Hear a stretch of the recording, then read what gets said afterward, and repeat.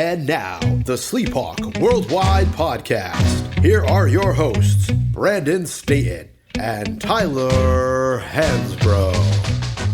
What's up, everybody? Welcome to the SleepHawk Worldwide Podcast. This is Sleep Dawg with the Big Hawk. What's up, everybody? It is the Big Hawk. I'm coming at you from Colorado. It is a great state in the mountains here. Not a lot of air, but hey, I'm glad to be here with you, Sleep, and excited about the pod. You're in the bunker, dude. Look like you're in a bunker in there with your G.I. Joe shirt on and the wood ceiling.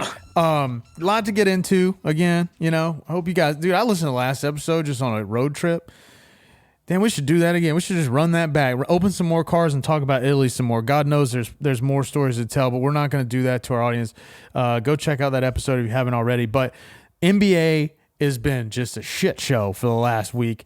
Free agency started, what, Thursday? Friday? Friday night, 6 p.m. Friday night, 6 p.m. Just start getting alerts left and right. All kinds of stuff happening. People going, largely people staying in place, which I thought was weird.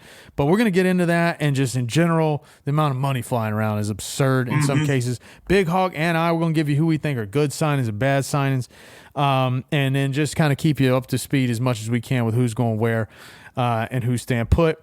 Obviously, Damian Lillard's been in the news. Just requested a trade. Didn't see that coming. That's a weird situation. We'll talk through that. James Harden is the other guy that's still a big piece. It looks like he's still going to get moved. A couple teams, Rockets and Suns, seem like they're just buying everybody. We'll talk about that. Ricky Fowler won today as we're recording.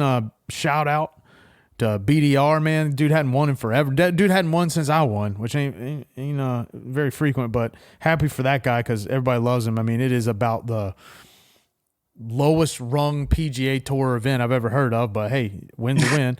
We'll get into the UNC free agent updates. We got HB, Harrison Barnes, we got Cam Johnson, we got Kobe White, all doing some big deals and so on and so forth. Before we get started, dude, I was trying to drum up something, man, and I stumbled upon this great debate on the internet. Do you put ketchup in the fridge or do you leave it like in a cabinet or a closet or something? I'll leave it in the fridge. Okay. And I'm hot. When you say you leave it in there, I was like, no way, dude. No way this guy you got to be a serial killer to put ketchup not in the fridge after you use it. But Sleep, I'm going to start doing it. And I have not read whether you should put ketchup in the fridge or not. But it has been an internal debate. And every time I open up my fridge, I'm like, why do I have the ketchup in here? And the reason I say that is because every time I go to a restaurant, the packets never in the fridge. They never put ketchup in the fridge. And I've never understood why I put the ketchup in the fridge. What do you do? Always in the fridge, dude. My mom, when I was a kid, dude, my mom was a health inspector, and I bet she was the type of health inspector that rolled up in there and was like, yo, dude, you ain't got a hairnet on? -1. It's like, bro, this is a freaking McDonald's, man. We were, places that don't normally wear hairnets. She would hold you to the letter of the law. But we've always just put ketchup and all condiments and everything in the refrigerator, dude. And I don't understand anything else, any other place to put it. Heinz. So this is the apparently there was this big debate on Twitter, of course, and this is where debates just are born and die. And Heinz got into this like Twitter thing and they posted this poll and Heinz says, for the record, ketchup goes in the fridge. Wow. But they put a poll out.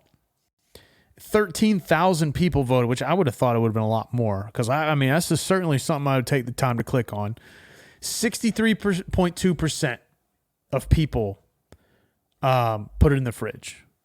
But that means there's 36.8% of people that put ketchup on the shelf when they're done with it. And it says, like, to your point, some Twitter users voiced their distaste for cold ketchup, pointed out that ketchup bottles are stored at room temperature on tables at restaurants. Other users didn't understand the need for the debate, asserting that once the ketchup bottle is open, it belongs in the refrigerator. So it basically, Heinz said, hey, because there's natural acidity, this is a quote, Heinz ketchup is shelf stable, but refrigerate after opening to, quote, maintain product quality. So, and I mean, all right, here's a sub question. How long, I mean, how long do you ever look at ketchup and be like, that's been in there a while. Time to get a new bottle? I do. I look at sleep.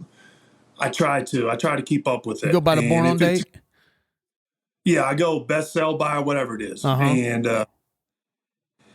I look at these ketchups and these other things. And the other day I just like went into my seasoning cabinet and I looked in here and I look, oh, this expired in 2021. Threw it out. And I just started throwing out about 5 things. And I said, okay, that's it. I spent enough time because I didn't want to go down a rabbit hole of just like, all right, now I got to start looking everywhere. So I just grabbed a few items like, oh, these are all expired. Boom, boom, boom. And I definitely look at the dates. But I will say I have never been to a restaurant where there's been ketchup out that hasn't been stored in a refrigerator that I've been like, you know what? The quality on that is just not up to, like, it's what's going on? Put it in the fridge. And the packets. I think the packets are the stupidest thing. How many packets do you take if you actually going to eat a bunch of fries? It's got to be in excess of at least 8 packets because they do not put a lot of ketchup in those little packets. So I request a water cup when I go. And I go right to the pump. And I actually start grilling it. The ketchup. And when I go to Five Guys, which is my favorite burger, you know, they just throw, they will hemorrhage fries at you. Yeah. And so anybody that orders a large fry at Five Guys, there's something wrong with you. It's always go small. to the cardiologist. God almighty, dude. And I will take the little peanut things that they put over there. Little peanut boat. Yeah. I will load that up with ketchup and then leave. I'm not about to get the little bitty old things and 15 times it. You're right, though. And it's weird, though. Ketchup is one of those things where you see the water start to come up on the top of it. That's when you're like, eh. But other than that, dude, like, nobody looks at ketchup and the mustard. It's like you just use that shit for 4 or 5 years. And then if you're like, damn, I mean, that ketchup bottle, they done changed the label. They'd redesigned the Heinz label since I bought this bottle of ketchup. Like, maybe you would get a new bottle. I'm with you on all this other stuff, though, right? Like, eventually, my wife should just be science experiments, just like a petri dish in our refrigerator half the time. So yeah, I'm kind of the guy that's going to go through and sort through the born on dates. But yeah, ketchup is one of those things that just always. I'm not a big ketchup guy. Like I actually prefer fries like just. What do you call it? Just straight up, dude. I don't even just like them raw. Plain. Yeah, salt me, and that's it. I mean, I'll eat ketchup. I don't dislike ketchup. If I'm gonna eat a hot dog, which is weird, I don't do many hot dogs. I love hot dogs, but I mean, I read somewhere one time you ain't supposed to have more than 2 of those a year. It ain't healthy. You can mow down hot dogs. You get, a couple brewskis in you. But yeah, I'll do mustard on a hot dog and leave off the ketchup. I'll take ketchup. Like if you go someplace where it's like ketchup, mustard, and that's your option. I'm like, all right, fine. But a mustard guy. I'm with you. I'm with you on the mustard. I prefer mustard. But the one thing is, most ketchup bottles you can see the ketchup, but you can't see the mustard. Why can't we look at the mustard? Then we could shake it up. If the liquid is it just liquid on the top part of it, then we can just know that we're going to shake it up. Because when I do put mustard on most cheeseburgers and stuff like that. And then sometimes I'll just get the straight liquid. That ain't nothing worse than we're getting it on the bun too. I don't like that. God I wish I could bless. see the mustard so I knew to shake it up. Or just start shaking it every time I do the mustard. You ever put mustard on a sausage biscuit? Not yet. Cheat code. I'm telling you, dude. I'm definitely doing that next time. That'll change your life. That'll change your life. Go on to Hardee's and throw a little one mustard packet right on there.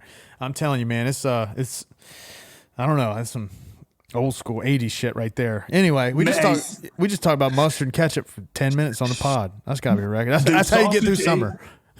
Sausage, egg, and cheese biscuit. That was my go-to in school. Every once in a while, I hit it again. Sutton's, and then actually there's a store, the General Store in Saxmahall, that has very good sausage, egg, and cheese biscuits. You can never go wrong with the Bojangles. Where's Saxmahall? Saxmahall. Saxmahall. Now I'm confused. It's about 30 minutes from Chapel Hill. All right. But what's that one place? Sunrise Biscuits? Oh, yeah. Sunrise a chicken biscuit though, man. You can't go to Sunrise and get some. I mean, some people are sausage, egg, and cheese in it at Sunrise, but dude, they take fried chicken and just pull the good part off the bone and slap it on a biscuit. And it's just like, bro. And usually if you're in that drive-through, that is like a life raft because you are in there fighting for your life in that line. You know. Yeah, you're not backing out of that one.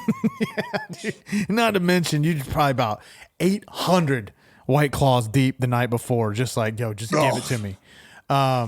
Interesting choice that you go to a place like, you know, I don't know, whatever, man. I've never even had a sausage, egg, and cheese from, because I was talking to somebody about this today. I go to a place, if you got one thing I like, I'm very unlikely to choose something else ever.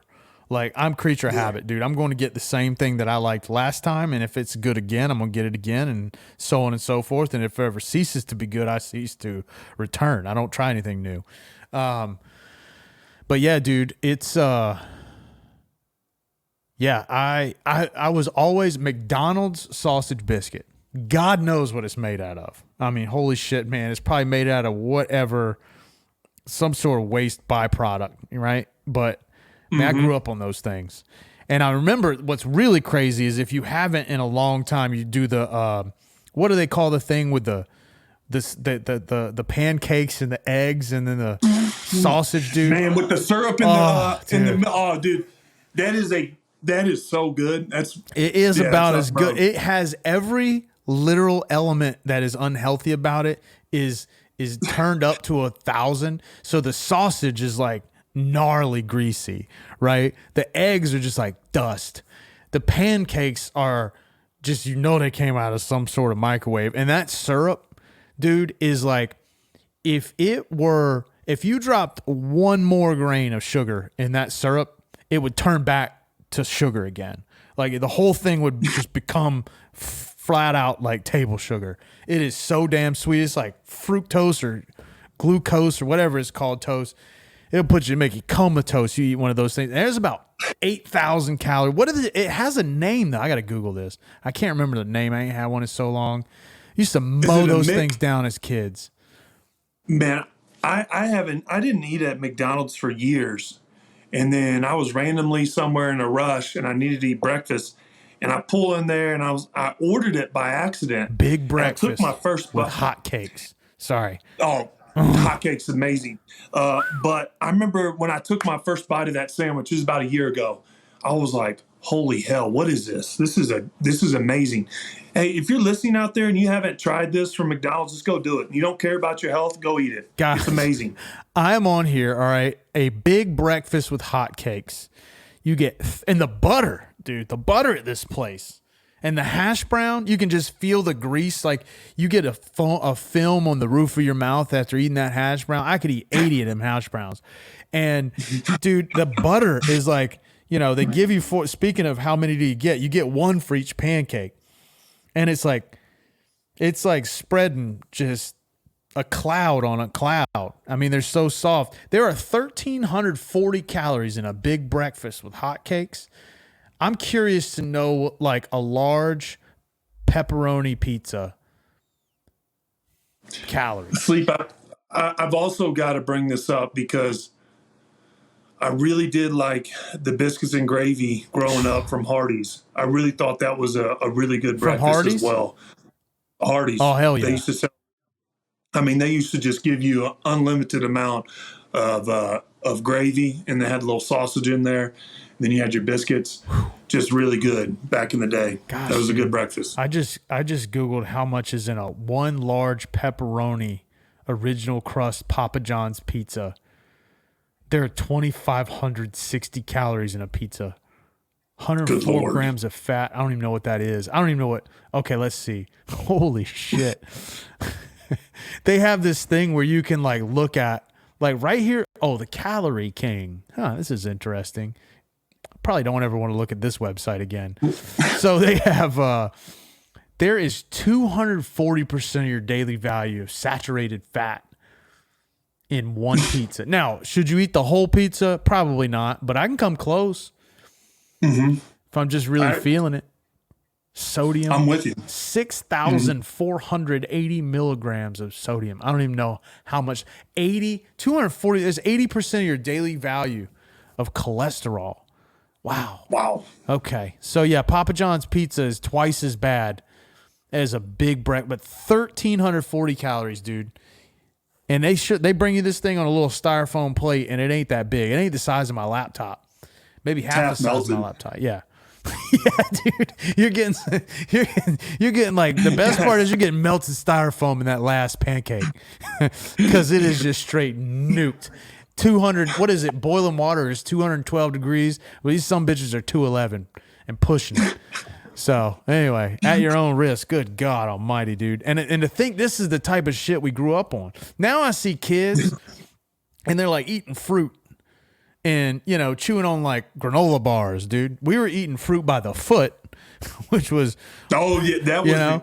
I remember those. That was amazing. Fruit roll-ups were like so sticky, dude. I had the fruit roll-up back long before fruit by the foot, where, you know, the branding on the box wasn't even. They didn't even have a cartoon character on it. You know what I mean? This is pre-marketing. I was a big Gushers guy. Oh, you remember time. those? Oh yeah, hard to beat them. Yeah, those were amazing. Fruit by the foot was really good. But don't even get me started on nowadays, like the gluten-free, vegan-free movement. Like I've said this before, like, listen, some things should just be common sense. Like, hey, listen, you know, like I understand there's, I don't know, never mind. I mean, yeah, all natural. Yeah, we should all probably just marketing. eat salads a lot more is really part of it. But, you know, I mean, damn, that 2,500 calorie pizza, I mean, there's a football game on. There's something about it, man. It just tastes better. But you gotta really work to burn that shit. And then, okay, this is what the crazy part is, and that's pizza. Guys, we were supposed to get into all this other shit. This was one question that turned into this. You get the Papa John's pizza, it's 2,500 calories, and then they give you damn drawn butter to dip it in. Oh, the dip in Papa John's is superb. Oh my God. What's the place that has the cheese in the crust? Oh, that's Pizza Hut, stuffed crust pizza. Pizza Hut. Oh yeah. Yo, Pizza Hut is to me was my personal favorite growing up. Personal pans were amazing. I would order 3 of them, demolish them all. But the game changer was the cheese in the crust. That was amazing to me. And also the cinnamon sticks. Don't sleep on that. Follow it up, and then you dip it into the icing. Whew. Good grief. Now I'm looking at Pizza Hut. Wow.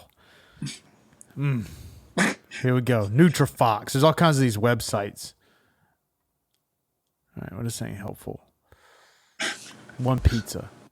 Holy shit. $25.67. That's a stuffed crust. 14-inch stuffed crust pizza. Just tipping the scales. 273% of your average daily value of saturated fat. And somehow, dude, doesn't have trans fat. Like, what is trans fat?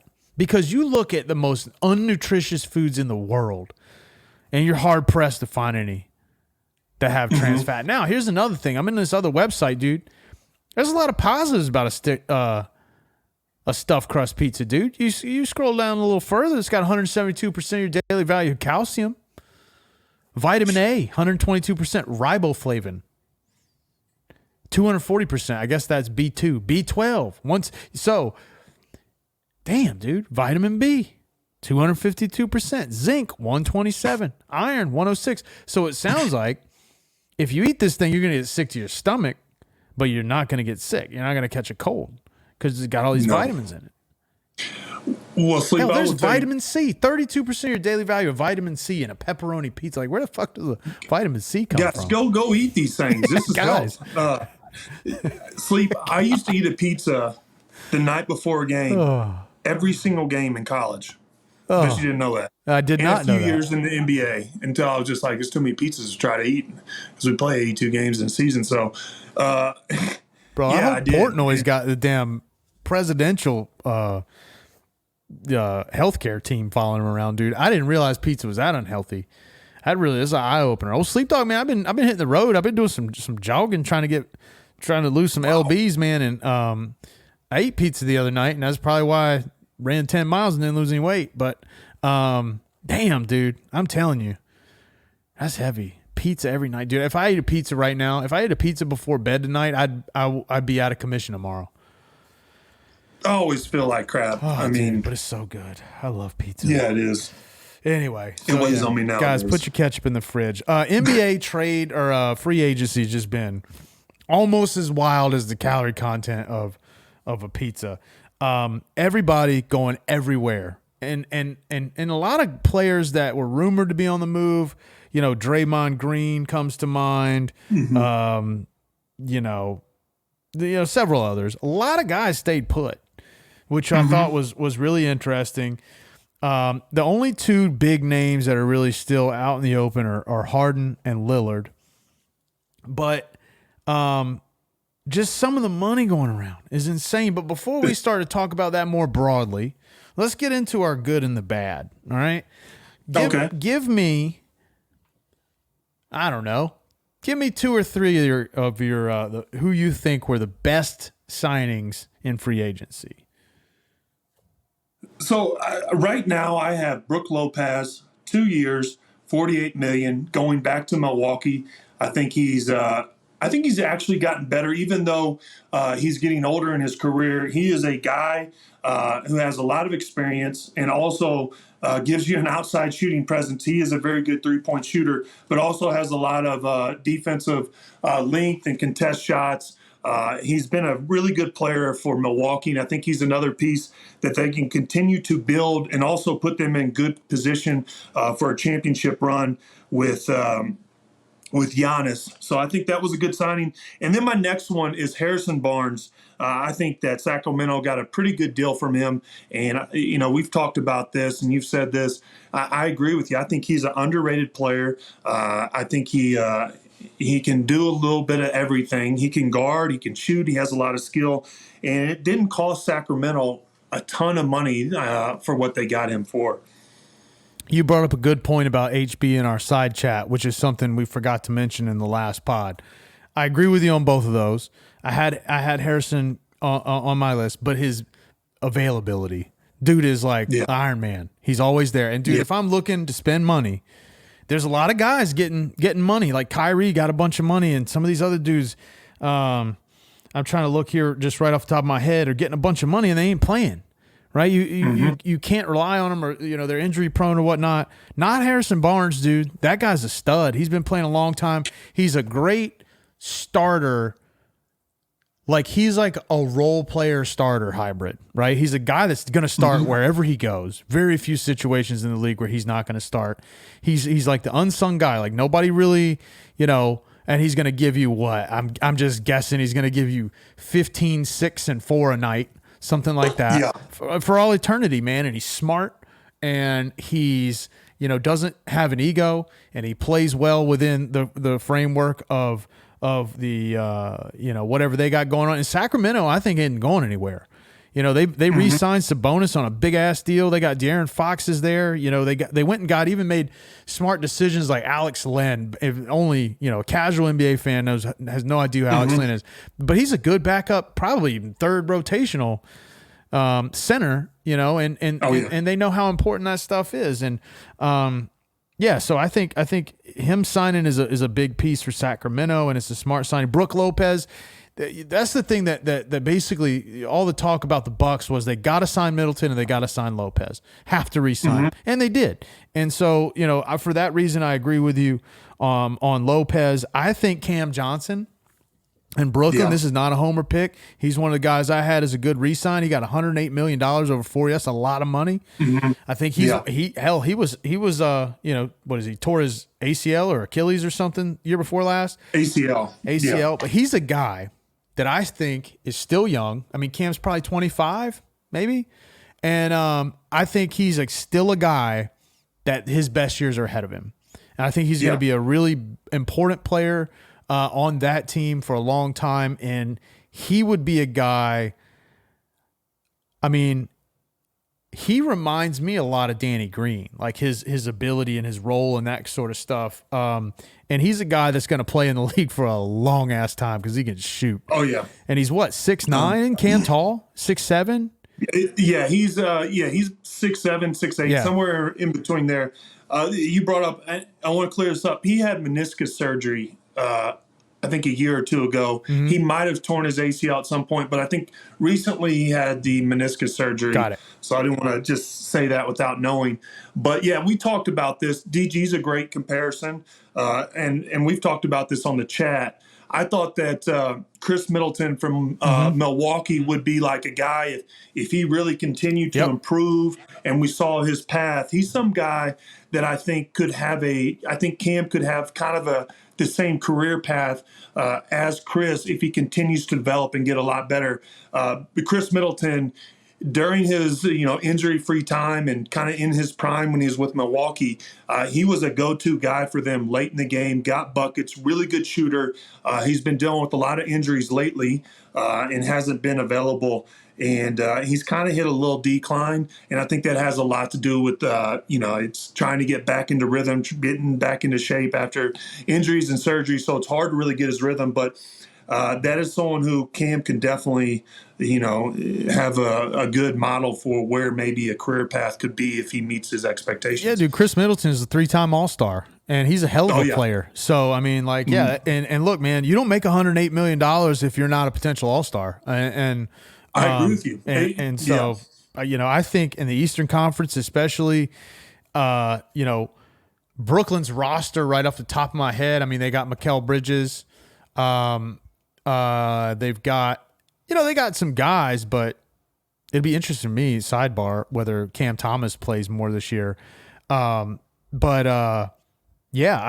really think that he could be the one or two guy on that roster. So I think that's a good re-sign.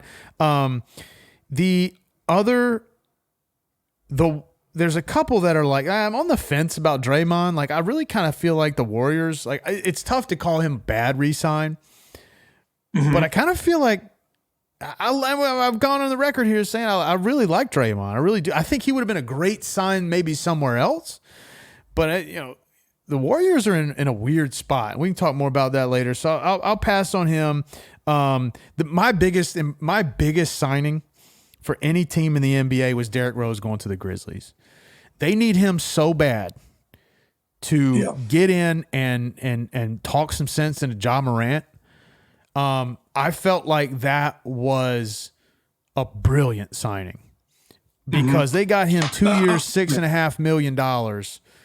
And if I'm Derrick Rose, I mean, if I'm this, GM, I'm like, dude, come in and just tell this kid, like, what he's fucking up, And like, I just feel like, and I don't know if Derrick Rose even wants to play that role. I don't know Derrick Rose. Yeah. We've talked about how just incredible he was, but he's the kind of guy where I would just theorize is telling Ja Morant, like, dude, you got pretty close to what I had.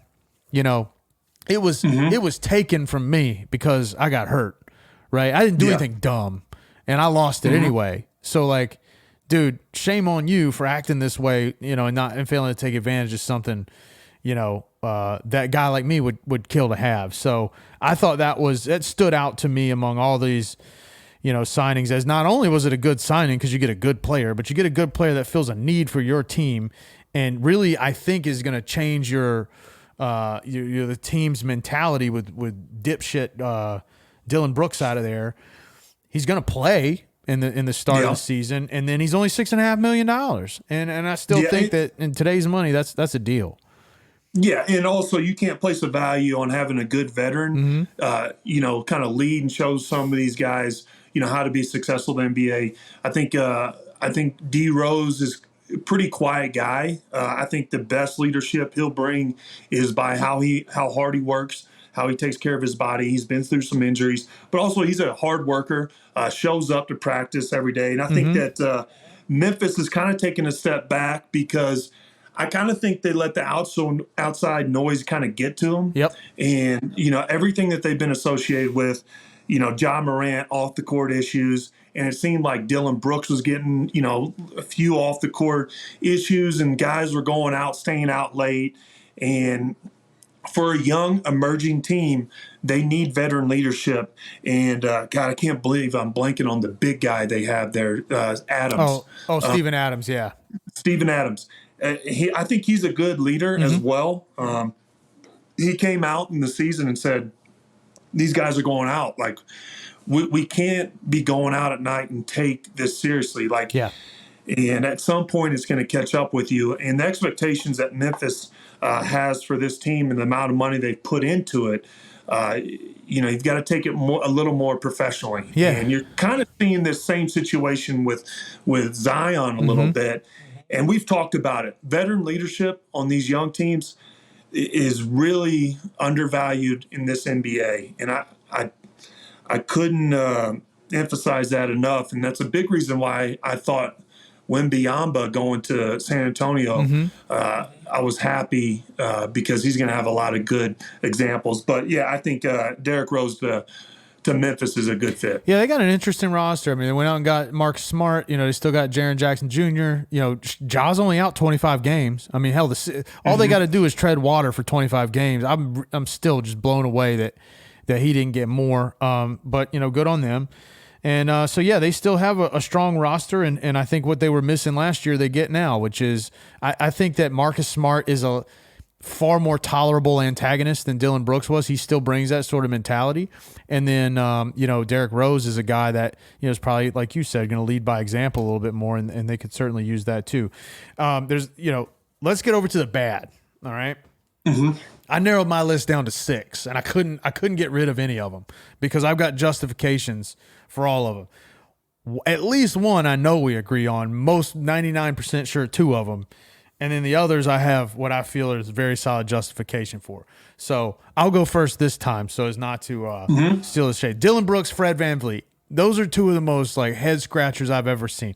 Dillon Brooks getting $80 million over 4 years. I mean, we've already seen sort of and in Houston, right?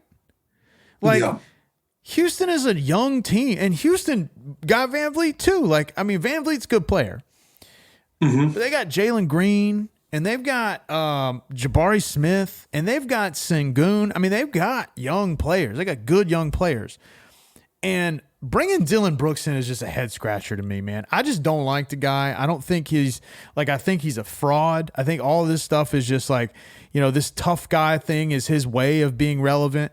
And I just wonder how guys in the locker room, really are going to feel about it. And $80 million is just, I just can't fathom that. Fred VanVleet played well, good player, whatever. $132 million, I think it was, over 3 years, dude. He's getting paid more than, I can't remember who it was, but it was like fucking Steph Curry or somebody. He's making so much money. He's getting more than Kyrie. Yeah, substantially more. I mean, dude's making $43.5 million a year.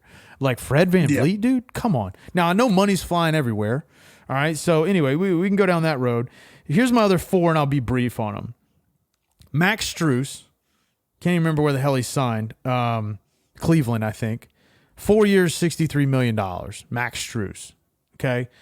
Jeremy Grant, let me come back to him in a second because I like Jeremy Grant. I think Jeremy Grant's a great player, but we'll come back to him. Bruce Brown, great defender, great player.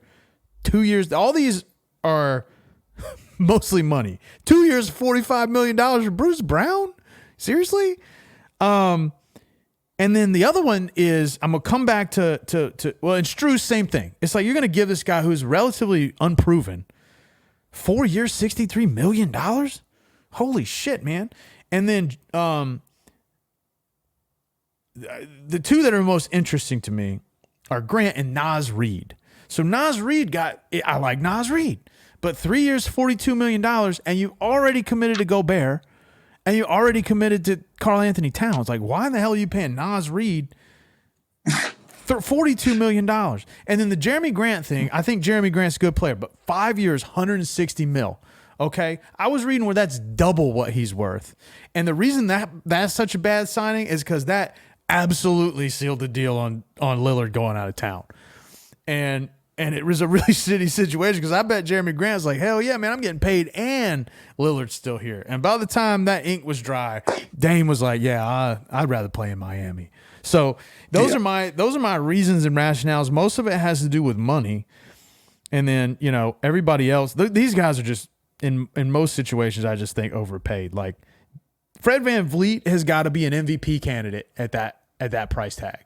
He's got to be a guy that's like a all-star starter. And he's not. I agree with you, Sleep. And VanVleet, I only had 3 people on my list, and VanVleet was one of them. 3 years, 130 mil. He has a lot of miles. He's not young. Also, he's been a little inconsistent. Mm-hmm. I think he was a second rounder or undrafted? I'm not sure. I don't think he was undrafted, but I'll find out. I'm just not sold on him. I think with that type of money, when you bring a guy, you expect him to immediately change undrafted. Kind of he went undrafted. Yeah, like right. I feel like you change the perspective of your team and you give them a lot of motivation. I don't think VanVleet's that guy. Just to be no disrespect, he's done a very good job, but he's not that. And this might catch a few people off guard, but I'm not too big on the Kyrie signing.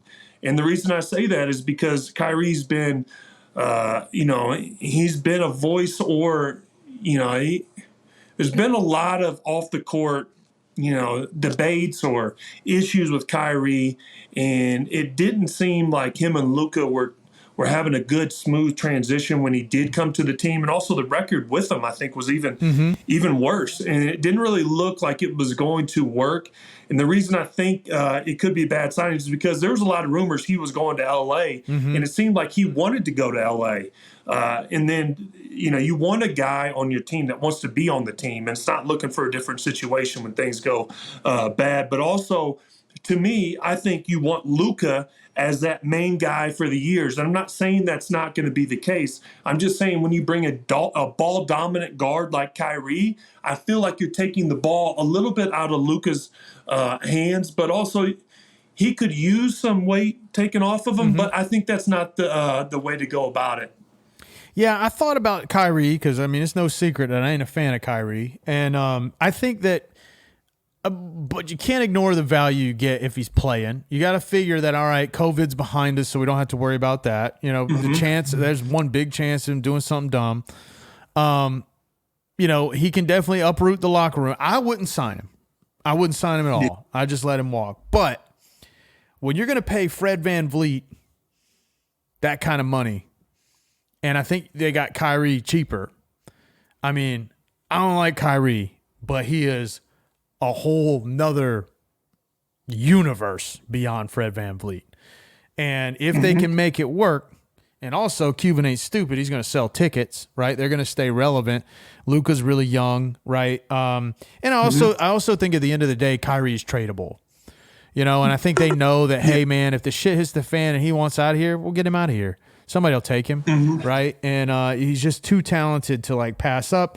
And in a free agency, there were a lot of players available, but it wasn't like a couple years ago when every single star in the NBA's contract termed at the end of the thing. So you got Lillard, you got Harden out there, and I think those guys are. And who knows, man? Maybe Cuban's a smart guy. Maybe he signed him because he knew that. I would imagine Kyrie's probably got a no trade clause, but they might have talked that out. I didn't really read through the specifics, and I do think he's a piece that you got to think that at a certain point, he's got to get it. He's a really smart guy. He's got to understand that, hey man, I've been a lot of places now, and the word is I'm the problem, and some piece of that's got to creep into his mind and him have to think about it. So I would say that he's less risky now than he's been in 5 years, but like you said, I ain't trusting him really until he gives me a reason to. So, but one thing's for sure, dude, the allure of having who could be in any given season an MVP and the point guard, and who has already proven that he could be an MVP, at the 2 or the 3, and Luka is I get it, I guess, but I'm with you. That was there was too many reasons I could justify that, even though I don't like Kyrie to keep him on. But what about the UNC guys? So we got Harrison Barnes, we got Cam, we got Kobe. All right, so I kind of broke it down. We talked about it a little bit. First of all, we'll touch on Cam Johnson. All right, signed with the Nets. The Nets came out right before free agency and said Cam is our number one target. And sometimes you'll see in free agency teams come out and say, this is who we're targeting. This is who's going to be our number one guy in free agency. And then things happen. It doesn't really pan out. But it looked like they backed it up. They gave him 4 years, $108 million, all guaranteed, average annual salary of $27 million per year. He's had a good NBA career, like we talked about. A big reason to this, he shot 37% from the three-point range last year. So there's a high value on three-point shooting right now in every league in basketball. So he's going to bring that. And also he's a very good defender, has size, experience as well. So I think that's a great signing. And then I'll move on to Harrison Barnes. 3 years, $54 million. And I've got it right here with 18 mil, basically chopped up per year. But he also has a trade kicker. So if he were to get traded that year, he would get 10% more of that year's salary. So, which is a big deal. Mm-hmm. So he's got a little trade kicker. That's $1.8 million. Mm-hmm. And so this is, let me see, he's 31 years old. How many seasons has Harrison been in the NBA? But he was one and done. Carolina. Yeah, he's getting some years. Mm-hmm. He's been there. But I do have this for you, Sleep, and this is a question. By the end of this contract, in 2026, when this contract expires, how much money do you think Harrison will have made in the NBA? I'm not going to look it up. You said this contract is $54 million? 54 mil, 18 per year. Hopefully that equals 54. My guess, I don't know. Yes. My guess is 200 just sticks out in my mind. It will be just over $220 million at the end of this contract. He has done an unbelievable job. He's also flown a little bit under the radar.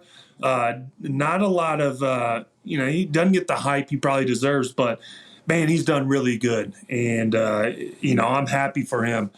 He's definitely a guy who puts a lot of work in, and also he's not a high drama guy. You don't hear about him going out or doing things. He is a hard worker.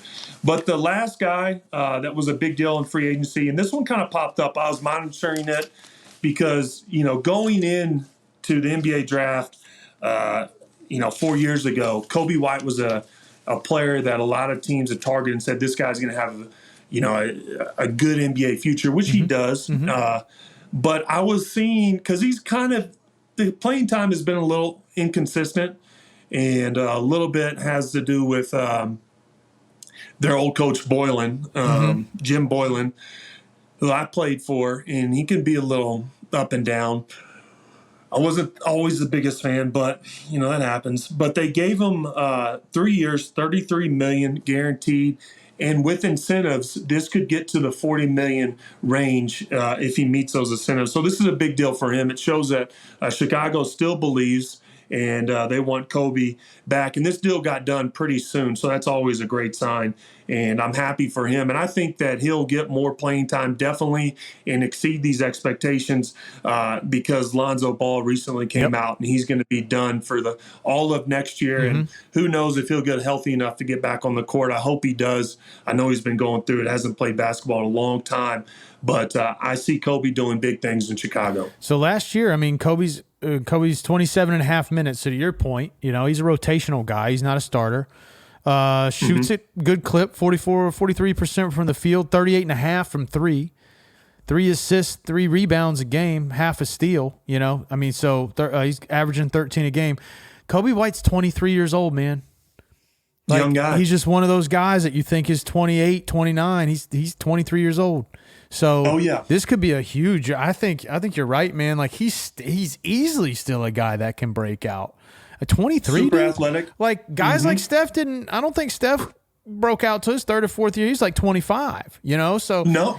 And look, that doesn't mean that these guys are going to turn into Steph Curry, but I think if you're realistic, everybody's got recency bias. If you go back and look at Giannis and some of these guys, and when they first really became a star, like everybody's used to Luka, who's young, and even guys like KD that or LeBron, that okay, these guys are generational talents, but there's a lot of really, really good guys that don't really blossom until they've been in the league 5 or 6 years. So you see it with De'Aaron Fox. Like, he came on the scene this past year, and he's still a pretty young guy. I think he's 25. So man, I think the Kobe White thing is really interesting. I think Cam is definitely in the running to be an all-star at least once. The only other interesting one for me is the Austin Reeves situation. The dude went from being an unknown, like signed a 2-way contract as an undrafted guy, and now he's got a 4-year deal, $56 million. Look, man, if what we've seen from him is who he is, then I think that's a steal.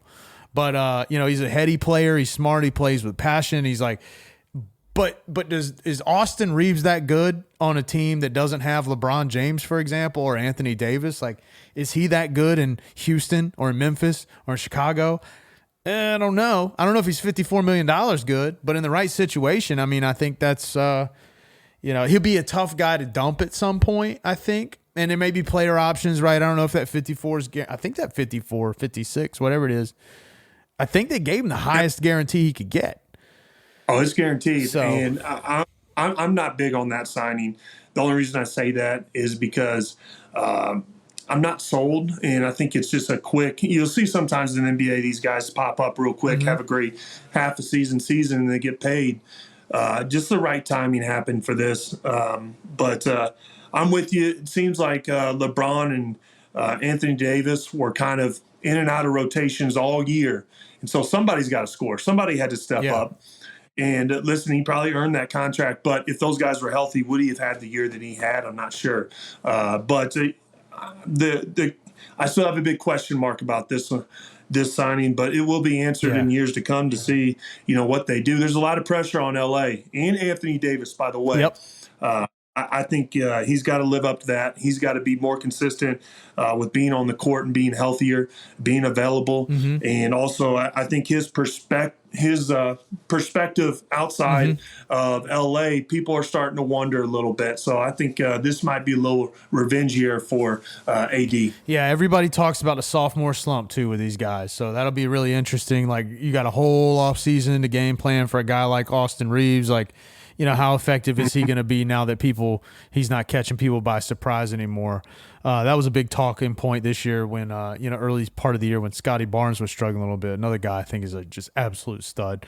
Anyway, Damian Lillard is kind of, we'll get out of here on this one, is, he's basically forcing his way out of Portland. And it's really interesting because they've been doing nothing for like 2 years. So they got Scoot Henderson coming in, who I think was definitely the pick over Brandon Miller. And I mean, I like Brandon Miller, but Scoot, that dude, you just look at that guy and you're like, dude, that guy's going to be good. You don't even have to watch his tape. So, I mean, who knows? We don't know. Nobody knows. But, I think they got an outstanding player in him. They have a great role player that is dramatically overpriced in Jeremy Grant. Shadon Sharp is super athletic, kind of like an heir apparent potentially. For now, it'd be a poor man's Dame. It is interesting to me. Like, I get that Damian Lillard doesn't want to like rebuild. I guess you'd be a fool to think that Portland's going to go after somebody. They could have signed someone. I think they probably could have gotten Grant for half the price and signed any number of these guys. They could have signed Harrison Barnes. They could have signed Draymond Green, any number of these guys and didn't. So I see why he's leaving. Miami seems like a foregone conclusion, but, if I'm Portland, I'm like, dude, I'm already limited now in what I can get for you. I can't make you any promises that I'm trading your ass where you want to go. That's one of the things. It'll be interesting to me to see where he lands. I mean, there's only, I think, 4 teams that can really afford him. Yeah, so I heard, in 2026 and 2027, he's guaranteed, he has a player option to make $63 million and some change. So that will take a significant chunk out of the team's salary. Probably end up, whoever has him, being to that luxury tax zone. But just keeping up, and I've been keeping an eye on this Lillard situation because he's one of my favorite players to watch in the league. And to me, he is a top 5 player. And he's been one of those guys that I haven't been able to watch enough because he plays in Portland. The games come on near midnight, and they end around 2 sometimes. So it's been tough to watch him a lot. But I have heard that he is directly saying, I want to go to Miami. He's trying to force a trade to Miami. And Miami apparently doesn't – he wants to play with Jimmy Butler. And who else is there? Well, they got Hero there. Yeah, I think Bam Adebayo. I think that might be I think they might have to move Hero and Bam. I'm going to be very interested to see if they're willing to part ways with Bam, because Bam to me has kind of been a staple player for them. Yeah, I don't think they can move Bam. Everything. I don't think Bam is part of the talks. The biggest thing is will Miami want to get rid of Hero? So I'm reading this thing right here, and it's saying, this is Bleacher Report, Yusuf Nurkic, Kyle Lowry. Oh, no, sorry. Dame and Nurkic, whatever. For Kyle Lowry, Hero, Jamie Jaquez Jr., tradable 30 days after signing a rookie deal, 26 first-round pick swap, 27 first-round pick, 28 first-round pick swap, and 29 first-round pick swap. So basically, it's not 4 firsts. It's only 1 first and 2 swaps. But I think a lot of people are really high on Jamie Jaquez Jr. He's out of UCLA, and he's I think he was a senior, played all 4 years there and was on some really good teams, and I think people really like him. And then Hero, but you got to remember, this doesn't sound like a fair haul for Damian Lillard, but you got to remember how long Portland sat on it. I don't think they're going to get Bam. The other team they were talking about is the Nets for Ben Simmons, Cam Thomas, Day'Ron, Tar Heel, first round, just a shitload of picks. I don't see him going to the Nets. I don't think he would like that. I don't see Portland willingly taking Ben Simmons either. No. I mean, he's going to take up a contract, and that guy. They might be able to cut him though. Man, he's had a whole. I mean, there's a lot of stuff we could. So here's really microscope on him. It says that Ben Simmons' contract is far from ideal, but it's necessary for salary matching under the collective bargaining agreement, and it expires in 25. Lillard's doesn't until 27. So you can dump his contract sooner. I think Cam Thomas is an interesting play, and I think Day'Ron Sharpe. I mean, Day'Ron Sharpe's still super young. I think he's 22 or 23, right? That could be interesting. And it said the article says that Dame wants to go to either Miami or Brooklyn. Those are the 2 places he wants to go. I'm looking here. It says the Knicks for R.J. Barrett, Emmanuel Quickley, Fournier, and a bunch of picks. That's interesting. I mean, anytime a guy like him could potentially go to New York. And then the last one is the Jazz. These are the 4 teams that can trade for him, right? Everybody else basically can't. So, that's the Knicks doesn't make a lot of sense for the, because if he's okay, like he'd basically be in Portland's, roster in New York City, which would probably be a little better. But if he wants to win Miami and in Brooklyn, you're right. I mean, unless you think you can carry him, I don't know. There's one team that I think if Dame would be willing to go play for, I think they would make a bunch of roster moves to try to make it happen, and I think that's Philly. I think Philly is on the clock. I think Embiid's going to get anxious if they have another disappointing year. They've already fired their coach, and I think Lillard, that would be a really good fit. I've always said I don't think the Philly fans deserve Lillard the way they treat their players, just be up front. But I wonder if they could trade Harden for him. I don't know if that works. I have no clue. But probably not. But yeah, that would be. I think Lillard, all things basketball wise, Lillard fills a really interesting role in the Raptors right now. The Raptors have a very solid young starting core, and now that they've gotten rid of Van Vliet, I mean, they got Scotty Barnes, they got Siakam, they got Anunoby, They got good players. I know that. I think I know your stance on being up there in Toronto. I'm just talking about strictly from their roster standpoint. Yeah. I think they're an intriguing team that if they were in a different location would be pretty fun. He'll never go there. I get that, but I like a lot of their players. I love Toronto, by the way, guys. I just don't think Toronto is a contender with him, and I think he wants to go to a super team. Yeah. Well, Miami would be hella interesting, him and Jimmy. Yeah. But anyway, man, there's all kinds of we're getting close to football, so we'll see. We really need sports to throw us a bone here. We're talking about ketchup for a half an hour on here, but whatever. Make a ketchup sandwich out of it. You got anything else, Big Hawk? Stay safe. Stay safe.